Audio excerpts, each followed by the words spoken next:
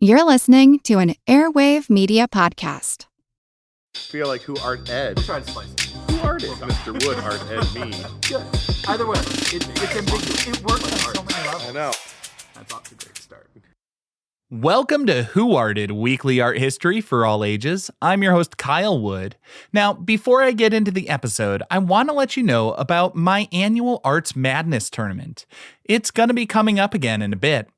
As many of you already know, every year I run daily mini episodes in the 64 days from the end of December until the tournament starts in March. I thought it might be fun to put some fan favorites into this year's tournament. I'll include about a dozen new artists and artworks I haven't previously covered. If you want to suggest a favorite artist or artwork, head on over to whoartedpodcast.com/vote or click the link in the show notes. Now on to the actual topic for today, Frederic Edwin Church. He was born in 1826 in Hartford, Connecticut, and arguably became the most famous and financially successful American artist in the 19th century. He was born to a wealthy family, his father a prominent silversmith and jeweler, so Church had the advantage of financial security all throughout his artistic career, never really having to go through that traditional starving artist phase. In 1844, at the age of 18, he got a prestigious apprenticeship with Thomas Cole, the founder of the Hudson River School. And Cole taught him the basics of landscape painting in Catskill, New York, but Church quickly deviated from that teaching and developed his own style. Cole was painting landscapes, but using nature really just as a backdrop for bigger ideas, sort of moral allegories and religious symbolism. Church was really obsessed with the details of nature, what we might call scientific realism. He didn't just want to paint a pretty tree. He wanted to paint a specific species of tree with enough accuracy that a scientist could look and identify it from the painting. Church was really fascinated by the German naturalist and explorer Alexander von Humboldt. Now, Humboldt was a famous scientist in his day, and he had a 5-volume book, Cosmos, arguing that the universe was a single interconnected web of life. Humboldt challenged artists to travel to the equatorial regions of South America to capture what he called the physiognomy of nature, the specific look and spirit of an ecosystem. And Church took him up on this challenge. In 1853, he retraced Humboldt's exact route through Colombia and Ecuador. He even stayed in the same house where Humboldt had lived decades earlier. And these trips were grueling scientific expeditions where Church filled diaries with sketches of geological formations, cloud patterns, plant life. He was part artist, but part field researcher. Now, I think part of Church's success was that he was not just a great artist, he was a really great marketer. By the late 1850s, he had kind of invented a concept of the blockbuster exhibition. Instead of hanging his work in a crowded salon, he would rent a private hall, darken the room with velvet drapes, and light up a single massive canvas with gas jets hidden behind reflectors. This created a glowing cinematic effect that mimicked a window looking out onto a real landscape. Church took the traditional painting and turned it into a live entertainment spectacle. He sold tickets for people to come in and just look at the work. For his 1859 exhibition, The Heart of the Andes, over 12,000 people paid an admission fee of 25 cents, which would have been kind of the cost of a meal at the time. To enhance the experience, he would encourage attendees to bring opera glasses or binoculars so they could zoom in on the microscopic details of the flora and fauna. So it was part art exhibition, but also part theatrical production and scientific inquiry. Church was immensely successful, not just with critics and viewers praising his work, but he made a ton of money. And he used that wealth to build a grand estate with real-life landscapes in the Hudson Valley. In 1860, he acquired land in Hudson, New York, and spent several decades creating Olana, a 250-acre estate that's now a National Historic Landmark. He collaborated with the architect Calvert Vaux, a co-designer of Central Park, and the two of them designed the main house as a Persian-style fortress inspired by Church's travels to the Middle East, specifically Petra and Jerusalem. But the house was not the main attraction. For Church, it was all about the land. He treated the entire 250 acres as a living landscape painting.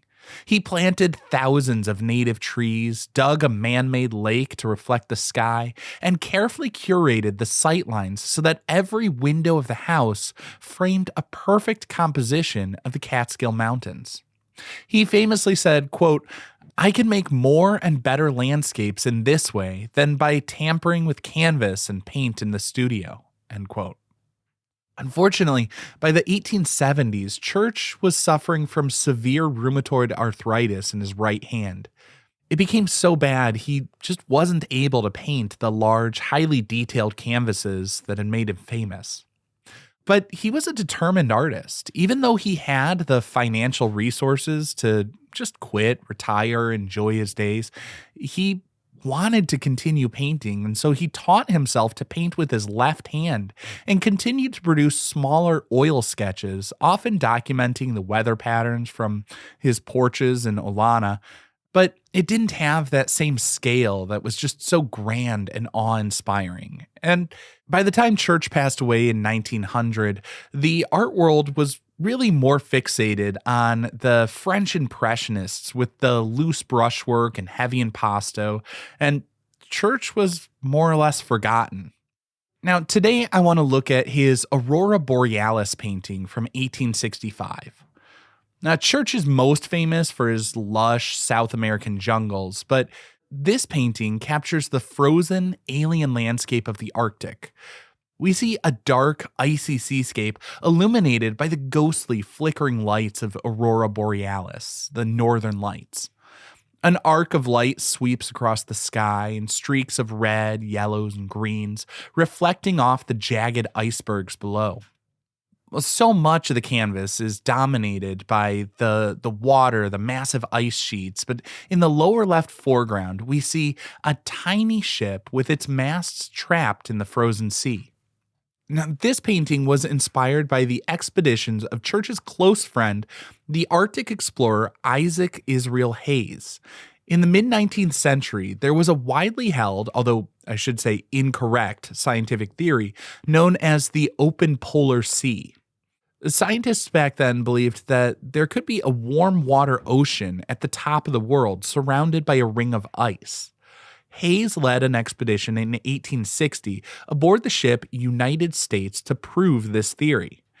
Before Hayes left, Church actually gave him drawing lessons so he could accurately record the visual data of the Arctic. When Hayes returned, he gave Church his sketches and detailed descriptions of the atmospheric phenomena he had witnessed. The mountain peak we see in the background of the painting was actually named Church's Peak by Hayes during this voyage. Well, obviously, on the surface, this painting is all about the northern lights or Aurora Borealis and the frozen landscape or seascape. The painting is also just loaded with Civil War symbolism. It was completed and exhibited in 1865, the year the American Civil War ended. During the war, the Aurora Borealis had been visible further south than usual, and many Americans interpreted the strange lights in the sky as omens. Sometimes the blood of battle, sometimes divine intervention. By painting the aurora at the conclusion of the war, many historians believe Church was using the light breaking through the darkness as a metaphor for the preservation of the Union and the hope of a new beginning. The ship trapped in the ice represents the resilience of the human spirit and really the American nation more broadly, enduring a long, cold winter of conflict. Of course, as a painter myself, I always look at works like this and just focus on how it's constructed. Capturing the northern lights was a really difficult challenge when you think about it. The subject is constantly moving and translucent. While the Impressionists of the mid to late 19th century focused on light using direct brushstrokes, heavy impasto, and trying to get those fleeting moments with little dashes of color, Church was actually working very carefully in thin, transparent glazes of oil layered one over another. He built the surface so the light would pass through the layers of paint and reflect back to the viewer, mimicking that ethereal, glowing quality of the actual phenomenon. And I think part of the brilliance here is we've got that very soft atmospheric light contrasted with the sharp, hard edges of the iceberg, creating a little visual tension between the ground and the sky. This is also a nice illustration of the 19th century concept of the sublime.